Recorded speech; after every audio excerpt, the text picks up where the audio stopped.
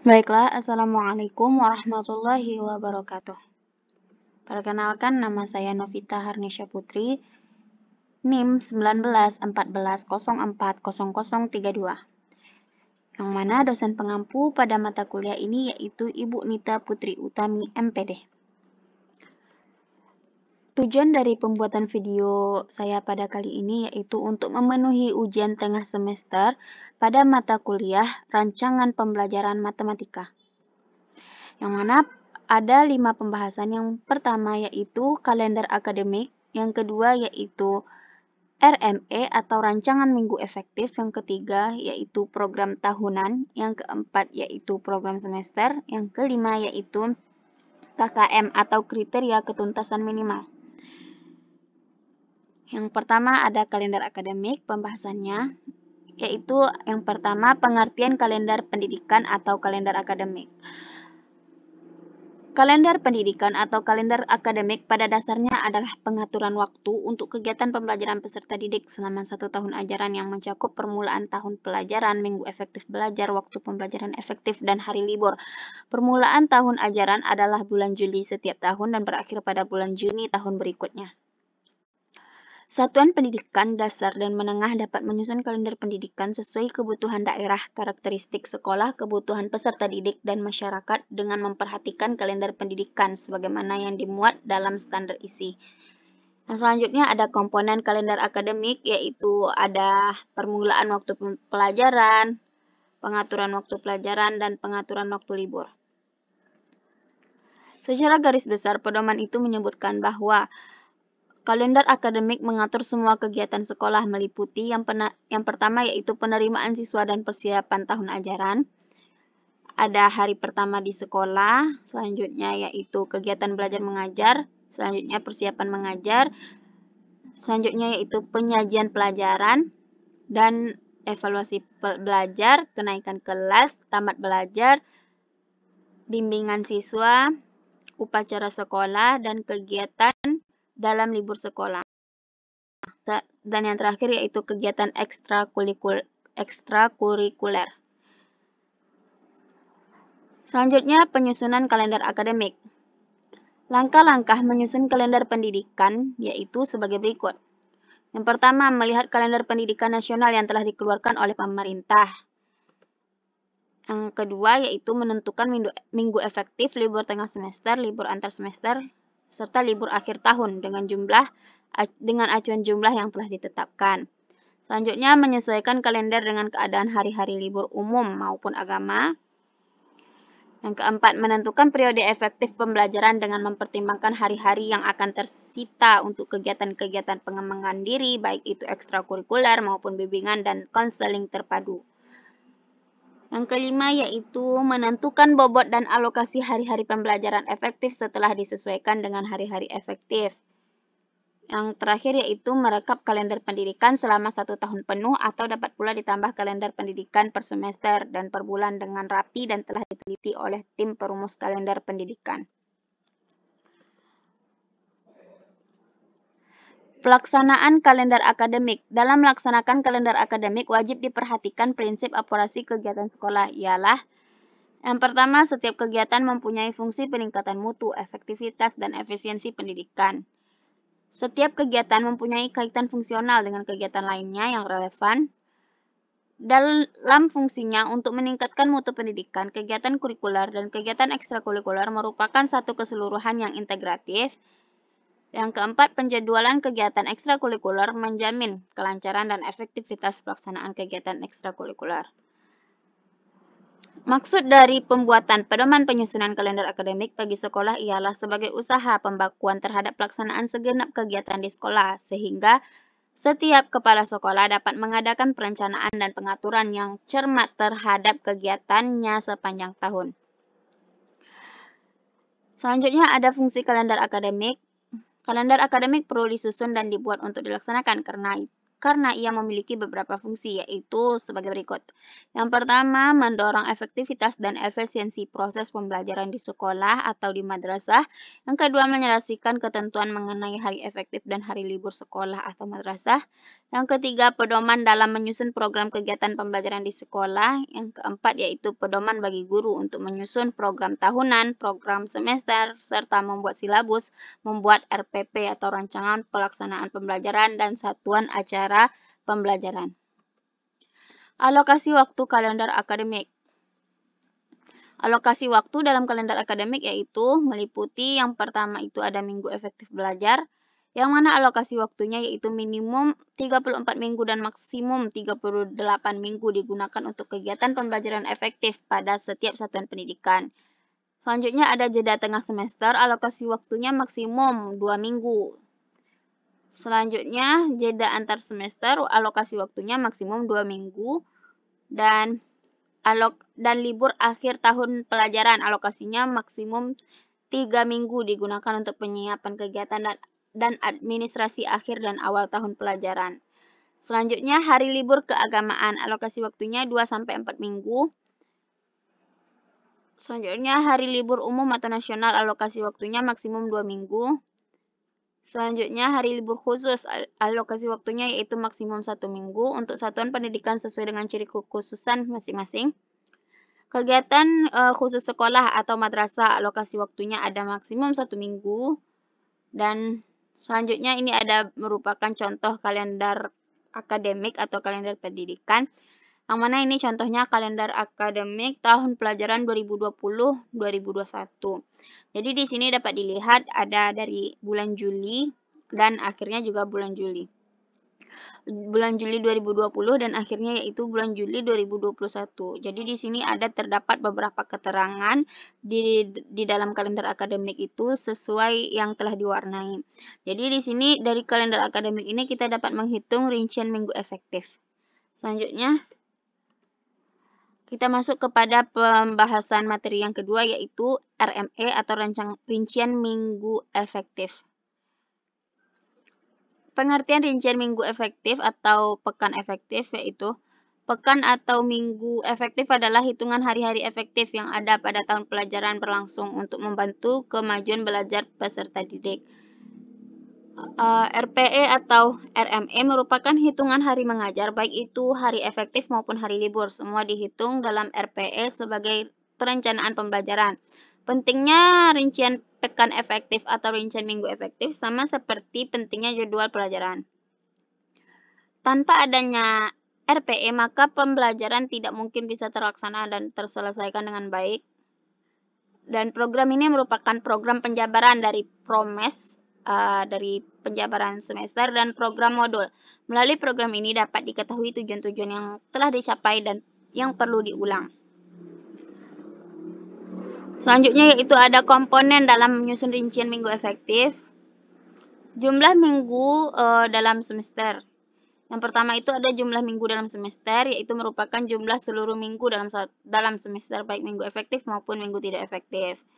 Selanjutnya jumlah minggu yang tidak efektif, di mana dalam minggu tersebut lebih dari 3 hari tidak bisa digunakan sebagai kegiatan pembelajaran. Selanjutnya yaitu jumlah minggu efektif, di mana jumlah minggu tersebut merupakan jumlah minggu yang efektif digunakan sebagai kegiatan pembelajaran. Yang keempat yaitu jumlah jam efektif kegiatan belajar mengajar merupakan jumlah total jam efektif dalam semester. Faktor-faktor yang perlu diperhatikan dalam menyusun rincian minggu efektif. Yang pertama itu ada tujuan yang ingin dicapai atau bagaimana cara mengorganisasi aktivitas belajar dan layanan-layanan dukungannya, layanan-layanan pendukungnya. Selanjutnya kedua program dan layanan atau bagaimana cara mengorganisasi aktivitas belajar dan layanan-layanan pendukungan. Selanjutnya tenaga manusia yaitu mencakup cara-cara mengembangkan prestasi, spesialisasi, perilaku maupun kompetensi. Yang keempat yaitu keuangan, meliputi rencana pengeluaran dan rencana penerimaan. Yang kelima yaitu bangunan fisik, mencakup tentang cara-cara penggunaan pola distribusi dan kaitannya dengan pengembangan psikologis. Selanjutnya struktur organisasi. Manfaat dari menghitung dan menyusun minggu efektif. yaitu yang pertama untuk mengetahui hari dan minggu yang efektif dan yang tidak efektif untuk kegiatan pembelajaran. Kedua, pedoman bagi para pendidik dan pengajar untuk membagi dan mengatur alokasi waktu kegiatan pembelajaran. Yang ketiga, sebagai bahan acuan untuk membuat perangkat pembelajaran seperti program tahunan dan program semester. Yang keempat, yaitu memudahkan bagi para pendidik dan pengajar dalam membuat dan menyusun RPP. Yang kelima, yaitu meningkatkan efektivitas pembelajaran di kelas. Format dan perhitungan minggu efektif. Yaitu format rincian minggu efektif pada dasarnya terdiri dari 3 bagian, yaitu identitas mata pelajaran, perhitungan alokasi waktu, dan distribusi alokasi waktu. Yang pertama itu identitas mata pelajaran. Identitas mata pelajaran meliputi komponen berikut ini. Yang pertama ada satuan pendidikan, yang kedua mata pelajaran, yang ketiga ada kelas atau program, yang keempat ada semester, yang kelima yaitu ada tahun pelajaran. Yang kedua yaitu perhitungan alokasi waktu, yang mana di dalam melakukan perhitungan alokasi waktu maka perlu diperhatikan beberapa hal sebagai berikut. Yang pertama yaitu jumlah bulan dalam tiap semester. Yang kedua jumlah minggu dalam setiap bulan. Yang ketiga jumlah minggu dalam setiap semester. Yang keempat, jumlah minggu tidak efektif dalam tiap semester. Yang kelima, yaitu jumlah minggu efektif dalam tiap semester. Jumlah minggu efektif dalam tiap semester dihitung berdasarkan rumus, yaitu jumlah minggu efektif sama dengan jumlah minggu per semester dikurang jumlah minggu yang tidak efektif. Selanjutnya, jam pelajaran tiap minggu. Jam pelajaran tiap minggu sudah diatur sesuai kurikulum yang berlaku. Misalnya jam pelajaran IPA per minggu untuk kelas 9 SMP yaitu 5 jam pelajaran. Dan untuk IPS kelas 7 SMP 4 jam pelajaran dan seterusnya. Jumlah jam pelajaran efektif. Jumlah jam pelajaran efektif dihitung berdasarkan rumus berikut, yaitu jumlah jam pelajaran efektif sama dengan jumlah minggu efektif dikali jumlah jam pelajaran per minggu. Yang ketiga ada distribusi alokasi waktu, yaitu distribusi alokasi waktu berisi rencana pembagian waktu alokasi waktu dalam pembelajaran tiap kompetensi dasar yang akan disusun dalam rencana pembelajaran atau RPP. Misalnya sebuah kompetensi dasar membutuhkan 5 jam pelajaran, maka alokasi waktunya adalah 5 JP dengan 2 kali pertemuan dalam 1 minggu. Selanjutnya kita masuk kepada contoh rincian minggu efektif. Contohnya yaitu seperti ini. Yang pertama ada identitas pelajaran. Kedua ada perhitungan alokasi waktu.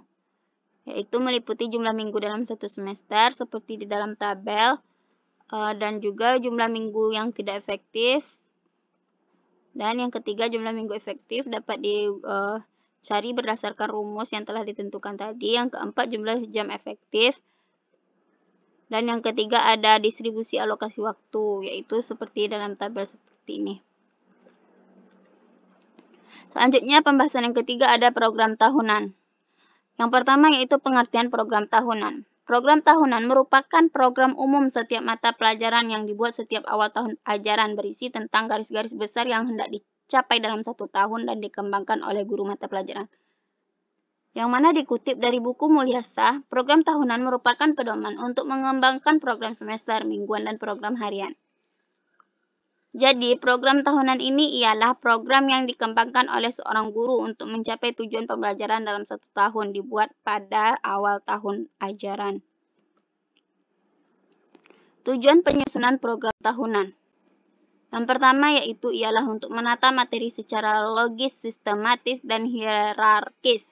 Mendistribusikan alokasi waktu untuk setiap pokok bahasan, mendorong proses pembelajaran menjadi efektif dan efisien berdasarkan tujuan yang telah ditetapkan, memudahkan guru untuk mengetahui target kurikulum per pokok bahasan atau per bulan. Yang kedua ada fungsi dari program tahunan. Program tahunan memiliki beberapa fungsi antara lain, yaitu yang pertama untuk mengorganisir pembelajaran agar dapat berjalan dengan maksimal. Yang kedua, sebagai pedoman dalam menyusun program semester, program suatu pelajaran, dan juga sebagai persiapan dalam mengajar agar lebih rapi dan terorganisir secara lebih matang. Komponen-komponen dalam menyusun program tahunan. Adapun komponen utama atau minimal yang wajib dipenuhi dalam penyusunan program tahunan meliputi yaitu identitas yang meliputi satuan pendidikan, mata pelajaran, kelas, semester, tahun pelajaran. Yang kedua ada format isian, yaitu meliputi materi, tema, subtema, alokasi waktu, dan bulan yang terperinci per minggu. Wawan S. Suherman menuliskan bahwa perangkat pembelajaran seperti program tahunan disusun berdasarkan beberapa komponen berupa satuan pendidikan, mata pelajaran, kelas atau semester, tahun pelajaran, dan kompetensi inti, kompetensi dasar, dan alokasi waktu. Dikutip dari buku Darwin Shah, bahwasannya komponen program tahunan terdiri dari 5 komponen, yaitu pertama ada identifikasi, yang kedua ada SK atau standar kompetensi atau kompetensi inti, dan yang ketiga ada kompetensi dasar, keempat ada alokasi waktu, yang kelima ada keterangan. Faktor-faktor yang perlu diperhatikan dalam menyusun program tahunan yaitu yang mana sebelum menyusun program tahunan dilakukan, ada beberapa faktor yang harus diperhatikan, yaitu yang pertama kurikulum. Dalam penyusunan suatu program pembelajaran, hal yang pertama kali perlu mendapat perhatian ialah kurikulum, terutama yang berkaitan dengan tujuan kurikuler, tujuan instruksional, pokok bahasan, serta jam pelajaran. Yang kedua, kondisi sekolah. Penyusunan program pembelajaran juga perlu memperhatikan keadaan sekolah, terutama tersedianya sarana dan prasarana serta alat bantu pelajaran. Yang ketiga ada kemampuan dan perkembangan siswa. Dalam penyusunan program pembelajaran, komponen siswa juga perlu mendapat perhatian. Yang keempat yaitu keadaan guru. Keadaan dan kemampuan guru sesungguhnya tidak perlu menjadi hal yang diperhatikan dikarenakan guru dituntut memiliki kemampuan dalam segala hal yang berkenaan dengan pelaksanaan pendidikan dan pembelajaran. Selanjutnya langkah-langkah dalam penyusunan program tahunan yaitu yang pertama, lihat berapa jam alokasi waktu untuk setiap mata pelajaran dalam seminggu dan struktur kurikulum serta yang telah ditetapkan pemerintah. Yang kedua, analisis berapa minggu efektif dalam satu semester seperti yang telah ditetapkan dalam alokasi waktu efektif. Yang ketiga, yaitu mengidentifikasi jenis kegiatan non-tatap muka atau ujian libur. Yang keempat, menghitung pokok bahasan atau kegiatan tatap muka. Yang kelima yaitu menghitung alokasi waktu yang tersedia dari GBPP untuk setiap jenis kegiatan. Contoh dari program tahunan. Program tahunan contohnya itu seperti ini. Yang pertama itu ada identitasnya berupa satuan pendidikan, kelas atau semester, mata pelajaran, tahun pelajaran, dan ada KI, ada kompetensi inti KI-nya itu KI 1-4. Dan seperti yang di dalam tabel yaitu meliputi ada KD, ada materi pokok, dan ada alokasi waktu. Pertama itu ada semesternya. Kedua itu ada di kolom yang kedua yaitu ada kompetensi dasar atau KD-nya, ada materi pokok dan alokasi waktu dari setiap KD tersebut. Dan ini merupakan lanjutan dari program tahunan yang pada semester ganjilnya didapatkan jumlah JP-nya yaitu 80 jam pelajaran dalam satu semester. Selanjutnya pembahasan yang keempat yaitu program semester. Pengertian program semester. Program semester ialah program yang berisikan garis-garis mengenai hal-hal yang hendak dilaksanakan dan dicapai dalam satu semester. Program semester ini merupakan penjabaran dari program tahunan. Pada umumnya, komponen-komponen program semester ini yaitu meliputi identitas, yaitu berupa satuan pendidikan, mata pelajaran, semester, tahun pelajaran, bulan, standar kompetensi, dan materi pokok yang hendak disampaikan, waktu yang direncanakan, dan keterangan-keterangan. Pada umumnya, proses program semester ini berisikan tentang bulan, pokok bahasan yang hendak disampaikan, waktu yang direncanakan, dan keterangan-keterangan.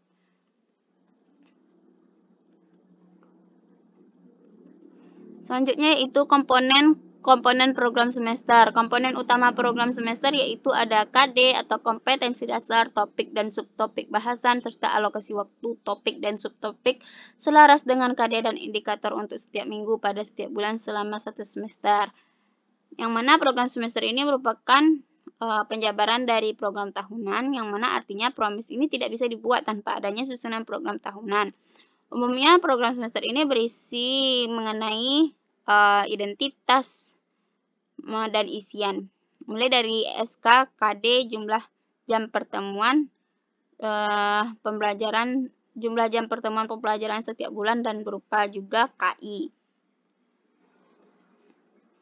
Urgensi dari program semester. Beberapa akibat yang timbul oleh tidak adanya PROMES atau program semester ini yaitu antara lain materinya tidak tuntas. Jadi tanpa adanya program semester ini, materi yang disampaikan oleh seorang guru maka tidak akan tuntas karena tidak berdasarkan acuan dari program semester.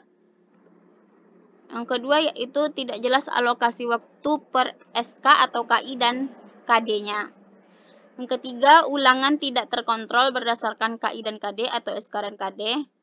Yang keempat, pemetaan SK dan KD tidak terstruktur dan sistematik. Yang kelima, yaitu pembagian materi per semester tidak jelas. Dan masih banyak lagi, karena begitu pentingnya Prota dan Promes, maka guru sebelum melaksanakan pembelajaran harus menyelesaikan kedua program ini. Manfaat dari program semester yaitu untuk mempermudah guru dalam proses pembelajaran selama satu semester, sebagai petunjuk arah kegiatan dalam mencapai tujuan pembelajaran yang dilakukan. Yang ketiga, sebagai pola dasar dalam mengatur tugas dan wewenang bagi setiap unsur yang terlibat dalam kegiatan pembelajaran. Yang keempat, sebagai pedoman kerja bagi setiap unsur baik guru maupun murid. Yang kelima, yaitu sebagai alat ukur keefektifan suatu proses pembelajaran sehingga setiap saat dapat diketahui ketepatan dan kelambanan kerja. Selanjutnya untuk bahan penyusunan data agar terjadi keseimbangan kerja, dan yang terakhir untuk menghemat waktu, tenaga, alat-alat, dan biaya.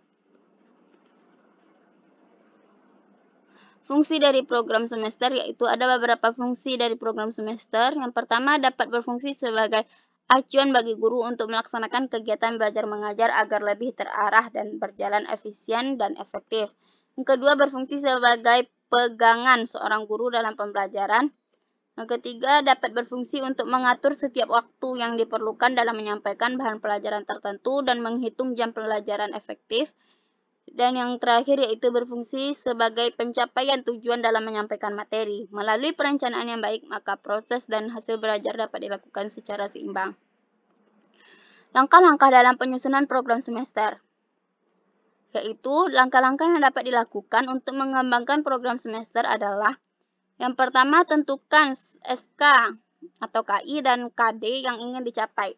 Dalam hal ini, guru tidak perlu merumuskan SK dan KD sebab semuanya sudah ditentukan dalam standar isi, yakni pada kurikulum tingkat satuan pendidikan atau KTSP dan juga kurikulum 2013 atau Kurtilas yang sudah kita kenal, kecuali kalau memang harus diharuskan merumuskan SK dan KD sendiri, misalnya dalam merumuskan kurikulum muatan lokal atau MULOK.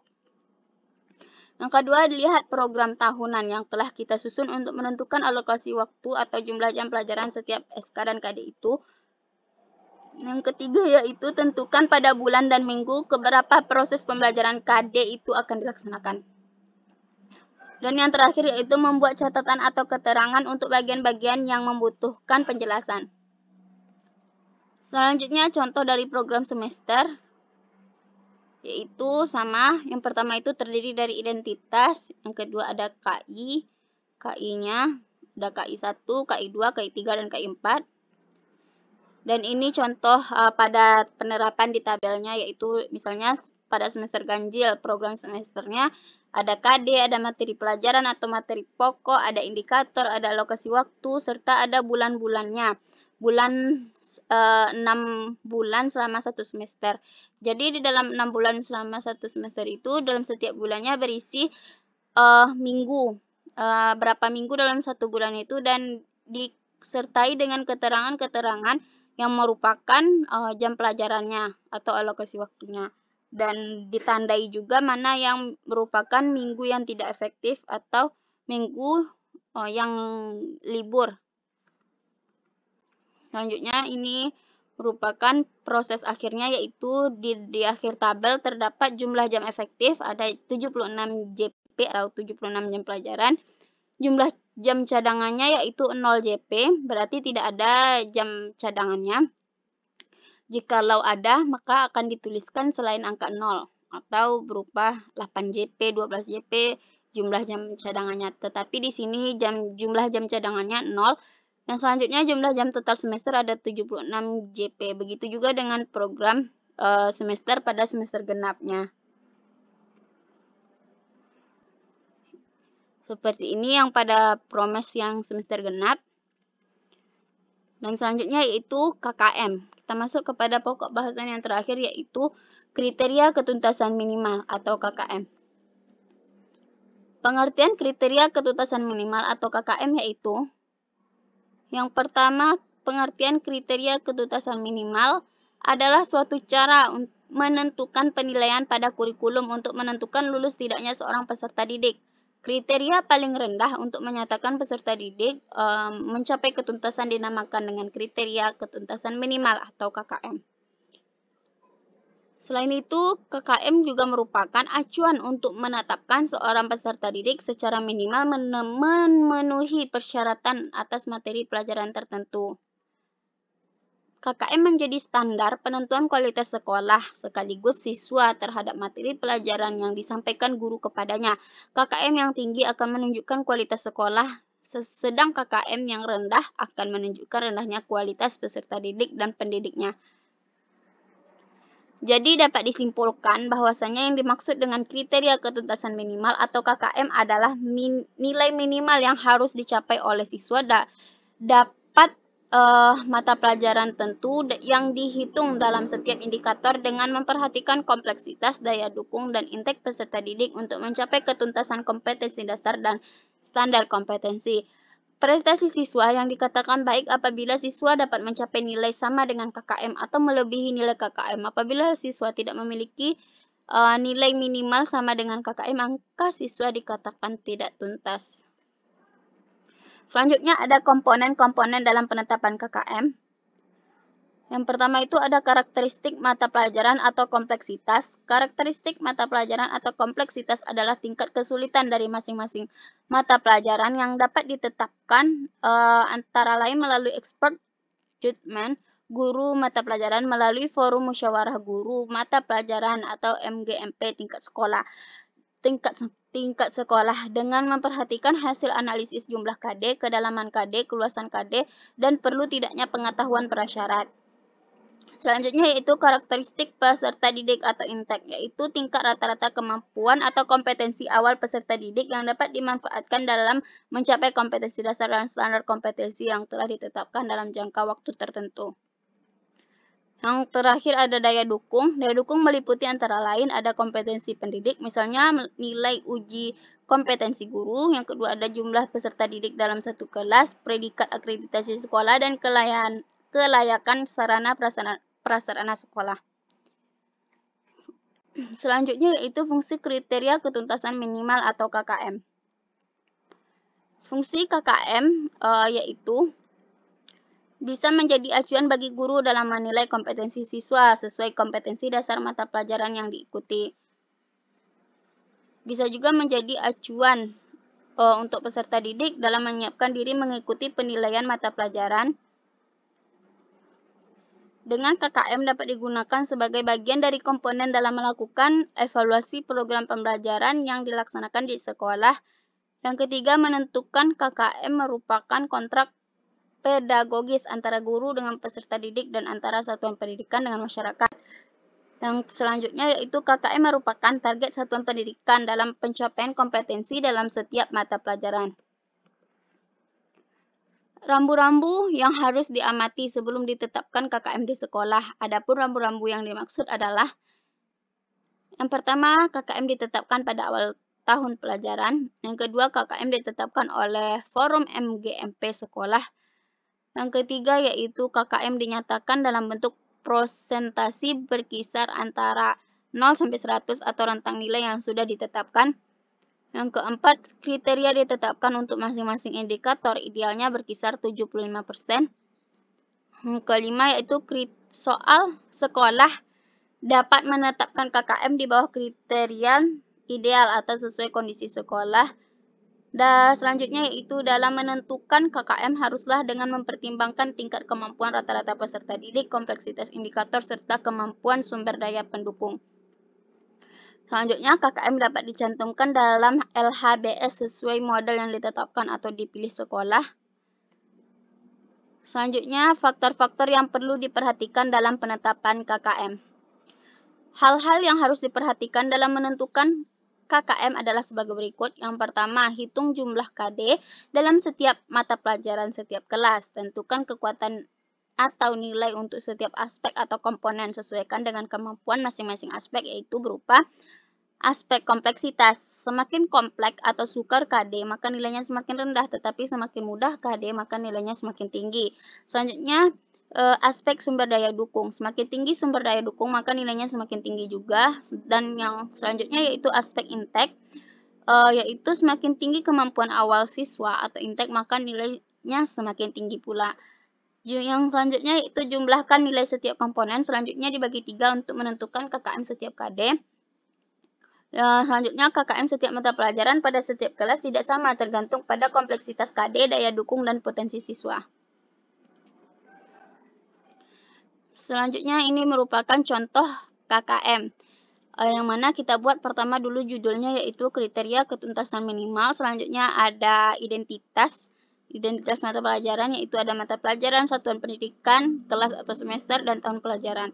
Selanjutnya ada KI-nya yaitu berupa KI 1 sampai KI 4. Dan kita masuk kepada tabel KKM-nya, yaitu yang pertama itu semester ganjil, meliputi tabelnya yaitu ada KD, ada indikator, ada kompleksitas.